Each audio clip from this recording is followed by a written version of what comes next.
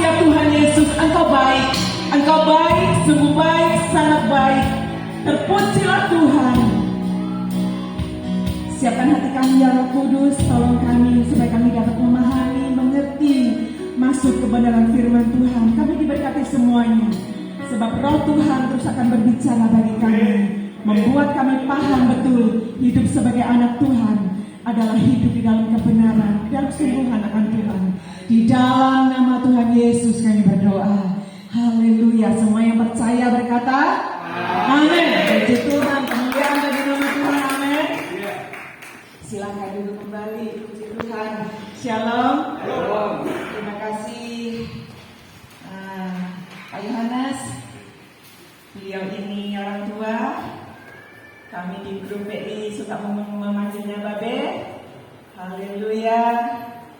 Saya pernah pelayanan di tempat ini sewaktu masih dalam pendidikan. Nama saya Wati, dikenalnya Wati. Haleluya. Wati itu nama Jawa ya. Jawa sekali Wati itu. Puji Tuhan. Mukanya muka Jawa bukan? Sama enggak? Satu dua. 11 ya. Haleluya. Puji Tuhan. Dia Allah yang baik. Amin. Kita semuanya harus sungguh-sungguh mengenal Dia. Jangan sekedar menjadi Kristen yang biasa-biasa saja. Asik juga kesaksian. Kalau ada orang tuanya yang sakit, puji Tuhan. Nah, saat orang tua sakit, saat ada masalah, di situ akan ada mujizat. Amin. Haleluya. Kalau Kristennya lempeng-lempeng saja, nggak akan pernah kenal itu namanya mujizat. Biasa saja, karena lama-lama aku jadi Kristen sehat-sehat aja kan? Ya puji Tuhan. Aku jadi Kristen berkatnya biasa-biasa saja. Saudara, jadi Kristen berkatnya biasa-biasa saja?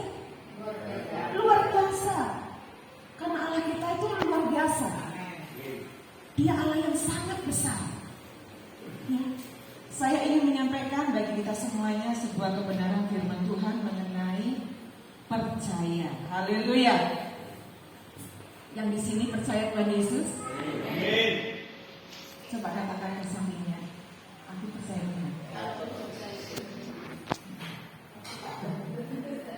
Haleluya. Percaya. Di dalam Mazmur 9 ayat yang ke-10. Haleluya. Di dalam Mazmur 9 ayat yang ke-10 berbunyi demikian. Bapak Ibu bisa melihatnya, sedang akan ditampilkan. Saya akan bacakan bagi kita semuanya. Orang yang mengenal namamu percaya kepadamu, sebab tidak kau tinggalkan orang yang mencari Engkau ya Tuhan. Amin. Haleluya. Saya menyampaikan firman Tuhan di sini. Bapak Ibu bisa memakai maskernya dengan benar, karena saya tidak pakai masker. Kalau ngomong pakai masker ya. Haleluya. Orang yang mengenal namamu percaya kepadamu, sebab tidak kau tinggalkan orang yang mencari Engkau ya Tuhan. Kemudian di dalam kitab Yesaya 50 ayat 10 dikatakan, Yesaya 50 ayat 10 dikatakan, siapa di antaramu yang takut akan Tuhan dan mendengarkan suara hambanya, jika ia hidup dalam kegelapan dan tidak ada cahaya bersinar baginya, ia percaya kepada nama Tuhan dan bersandar kepada Allahnya. Haleluya. Setiap orang Kristen punya panggilan khusus. Setiap orang Kristen punya panggilan khusus, panggilan yang bagi kita sudah sangat umum, yaitu orang percaya. Kalau dunia bilang orang percaya, bahasa orang percaya, lo percaya apa? Tapi kalau kita mendefinisikan kata kita ini orang percaya, artinya kita percaya kepada Tuhan. Amin. Nah, kita ini punya panggilan khusus adalah orang percaya, karena kita beriman kepadanya, kita percaya kepadanya. Ya, saya akan menyampaikan kepada kita semuanya, percaya adalah apa? Yang pertama, kalau tadi ada ayat sebelumnya, saya ingin kita melihat juga di dalam kitab Ayub 42 ayat yang ke-5. Percaya yang pertama itu dalam Ayub 42 ayat yang ke-5. Hanya dari kata orang saja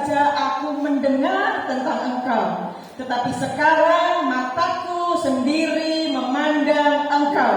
Orang percaya adalah mereka yang mengenal nama Tuhan. Amin. Kalau saudara percaya, artinya engkau mengenal nama Tuhan.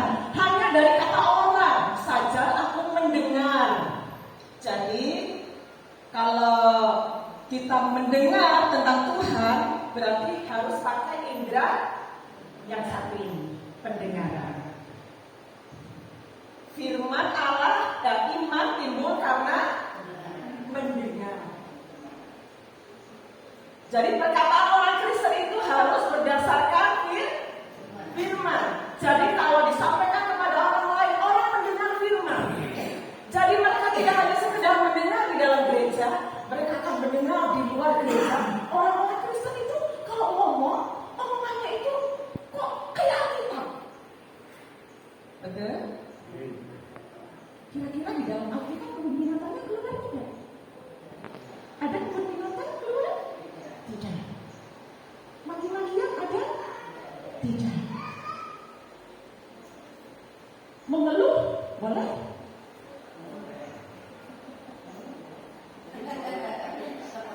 Bersuara? Asal bersuara? Lawan bersuara itu apa? Bersyukur. Nah, kalau Tuhan perintahkan kita bersyukur, Tuhan tidak perintahkan cobi bersyukur. Nah, betul kan? Cobalah bersyukur. Jadi, bersyukur itu sebenarnya kita harus bersyukur. Betul? Nah, perkataan kita harus perkataan yang benar-benar bisa membangun orang lain. Jadi orang lain akan mendengar. Kamu nulisan di sekolah itu apa sebenarnya kamu baca Alkitab? Atau bagaimana? Kok perkataan kamu itu kok seperti di Alkitab ya? Padahal bukan pendeta. Kenapa? Karena kita adalah orang percaya. Karena kita sering mendengar firman Tuhan. Maka yang keluarlah adalah perkataan firman. Hanya dari kata orang saja aku mendengar tentang engkau. Tetapi sekarang mataku sendiri memandang engkau. Setelah mendengar, matanya melihat. Kalau tadi kesaksian Bapak luar biasa, 91 tahun masih mau berangkat ke gereja. Itu tidak mudah. Apalagi pelarangan sekarang ini yang sudah sepuh diusahakan untuk tidak berangkat. Tapi iman dan Roh Kudus bekerja mendorong untuk berangkat. Ya, kalau saudara datang ke tempat ini, saya percaya bahwa kalau saudara setia sampai hari ini, bukan karena kekuatan kita. Dunia ini semakin hari semakin berat, tapi Roh Tuhan lebih berkuasa. Allah kita lebih besar. Dia mendorong umatnya untuk setia. Setialah sampai mati. Disitulah kita berhenti. Setelah mati kita berhenti. Setelah aku mendengar apa kata orang tentang engkau, tapi sekarang mataku sendiri melihat engkau. Matanya melihat. Dia mengalami sendiri. Bukan katanya siapa, bukan kesaksian Kristen ini, bukan kata pendeta bahwa saya begini, bukan kata orang. Saya mengalami sendiri. Amin. Karena menjadi Kristen adalah pengalaman. Kalau engkau mengalami mujizat, itu bukan kata wow, aku menonton di gereja ada mujizat. Wow, aku melihat si A diberkati pekerjaannya. Wow, aku melihat dia pergi hanya dengan didoakan, dia sampai dengan selamat. Padahal ada goncangan. Kita bukan penonton, amin. Kita bukan penonton, tetapi menjadi Kristen adalah terlibat, melihat sendiri, merasakan sendiri bagaimana rasanya disembuhkan Tuhan, bagaimana rasanya diberkati, bagaimana rasanya dijamah Tuhan, bagaimana mengalami keubahan demi keubahan terjadi. Amin. Haleluya. Sedikit demi sedikit. Gimana lanjutnya? Tiap hari tiap saat. Terus Yesus mengubahku, Dia ubahku. Haleluya. Sedikit demi sedikit pikiran kita diubah, telinga kita belajar mendengar yang baik-baik, perkataan kita memperkatakan perkataan yang baik-baik, hati kita tidak dipenuhi dengan sakit hati, tapi dipenuhi dengan hal yang baik. Amin. Kalau semuanya diubah, haleluya, maka saudara akan berjalan gak kalah dari yang lulusan sekolah kita, gak kalah, ya. Haleluya, diubahkan. Saudara mengalami pengalaman, saudara mengenal Dia. Aku kenal Tuhanku. Karena Allah kita Allah yang jelas, amin. Orang yang percaya adalah orang yang mengenal nama Tuhan. Aku kenal, kenapa? Aku mengalami. Bagaimana rasanya firman Tuhan di dalam Mazmur 23, Tuhan adalah gembalaku. Bagaimana rasanya aku gembala Tuhan? Bagaimana rasanya aku dilindungi oleh Tuhan? Saudara mengalami. Bagaimana pada waktu saudara sakit? Saya punya sakit sariawan. Sariawan itu sepele ya? Sepele. Penyakitnya anak kecil. Betul? Sering kan? Radang, sariawan itu penyakit anak kecil. Kalau saya ke dokter hanya ngomong, Pak, saya sariawan, Pak, izin saya ngomong kayak gitu. Tapi sariawan ini benar-benar mengganggu saudara. Sariawan ini kayak tikilan. Di pipi kanan, kiri, lidah, di mana, di pipi semenjauh, gak pengen makan. Sampai saya jengkel. Haleluya. Rupanya memang harus banyak didoakan. Ya, banyak didoakan. Dan akhirnya mujizat itu terjadi. Bagaimana itu bisa terjadi? Saya harus mengalami sendiri. Saya harus mengalami sendiri. Jadi bersyukur kalau Tuhan bawa kita di dalam lembah, disitulah kita akan mengenal nama Tuhan itu seperti apa. Lembah keuangan, lembah pekerjaan, lembah penyakit, lembah keluarga. Haleluya. Saya bersuamikan suami yang sangat luar biasa. Haleluya. Sekarang ini sudah 26 tahun perjalanan yang tidak mudah. Kalau dulu bersama dengan Pak Yohanes belum berkeluarga ya Pak ya, wah, masih free hidup saya. Tapi bertemu dengan suami yang sungguh luar biasa. Rupanya pendidikan iman di sekolah teologi tidaklah cukup. Di dunia ini saya mengalami namanya sekolah yang tidak ada bukunya, yang tidak ada gurunya. Disitulah saya punya satu guru, Tuhan Yesus.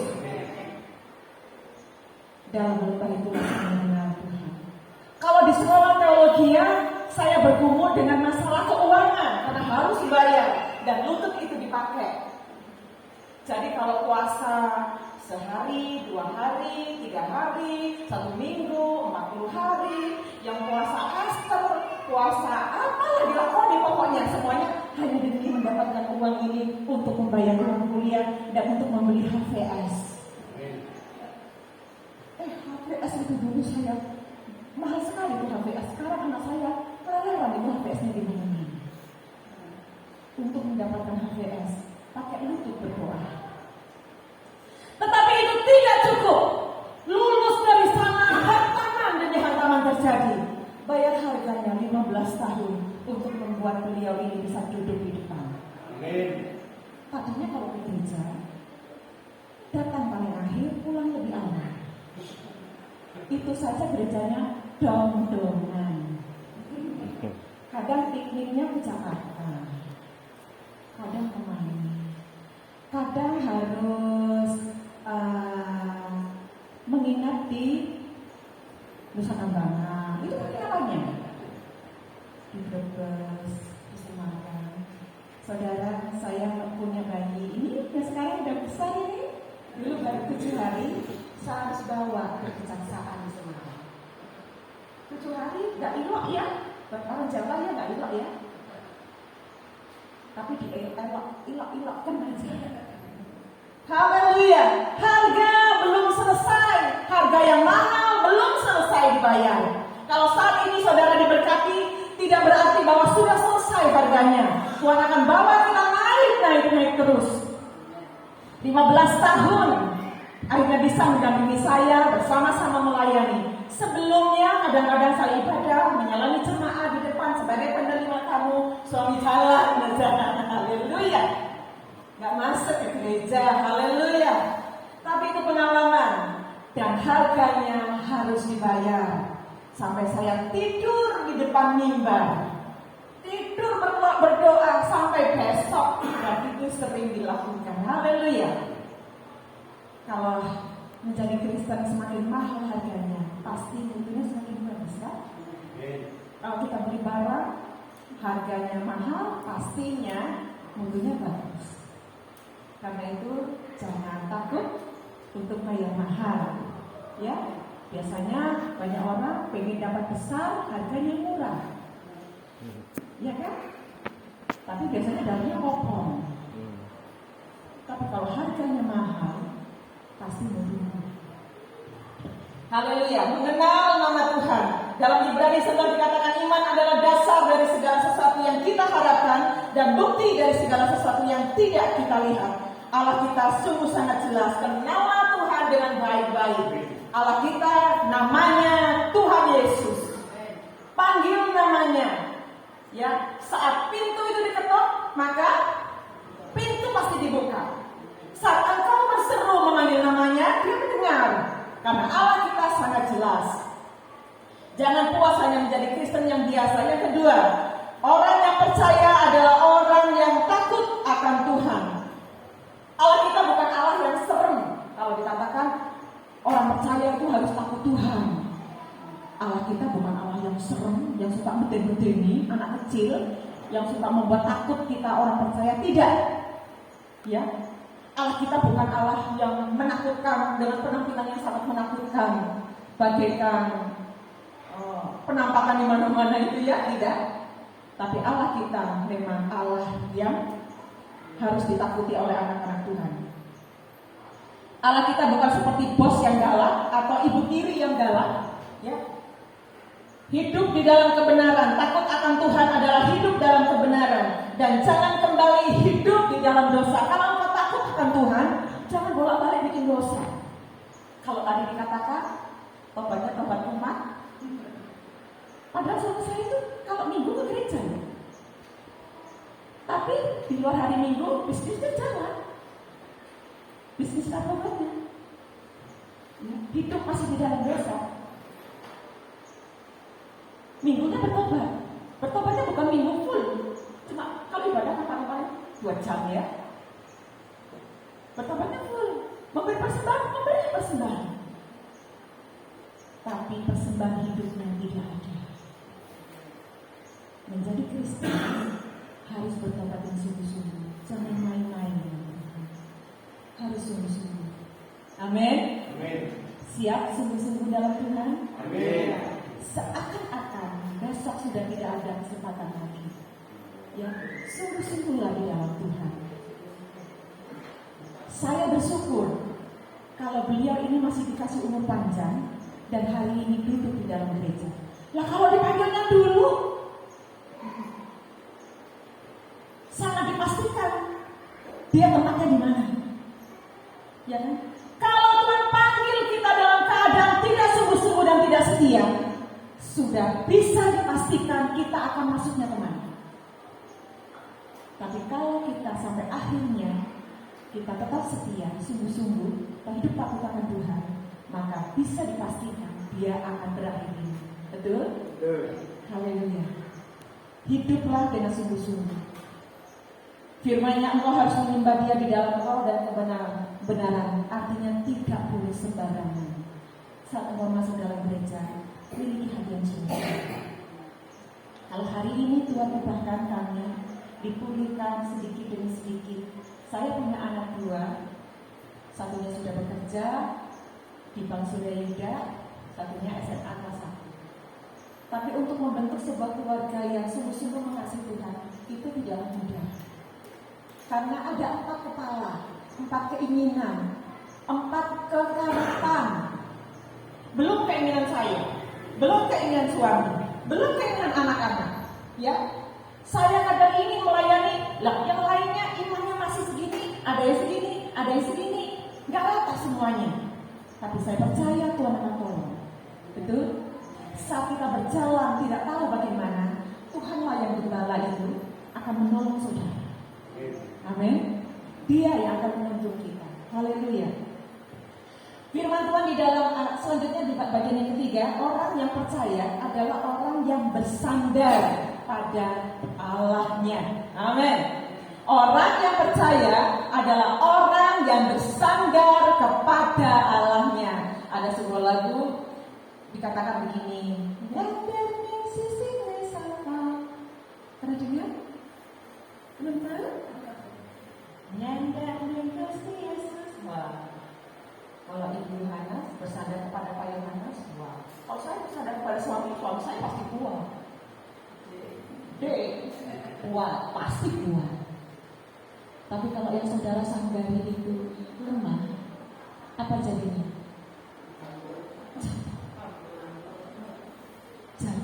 Jangan bersandar pada manusia. Manusia ada batasnya. Manusia ada batas limitnya. Tetapi Tuhan kita tidak punya limit kekuatannya. Amin. Bersandar saja kepada Dia.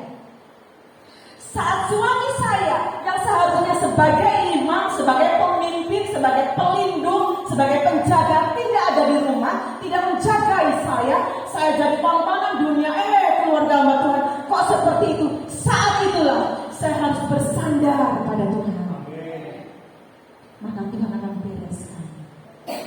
Siapa yang merendahkan saya, Tuhan akan berurusan. Karena saya bukan menginginkan keluarga yang begitu. Ya, saat kita keluarganya runtuh, saat kita ekonominya runtuh, saat kita kekuatannya kurang, bersandarlah kepada Tuhan. Nyandar ning sisi Yesus, nyandar ning Gusti Yesus. Amin. Nyandar ning sisi Yesus, nyandar ning Gusti Yesus. Amin. Karena orang percaya harus nyender pada Tuhan. Amin. Jangan pernah lepaskan bahu saudara bersandar pada Tuhan. Dan saya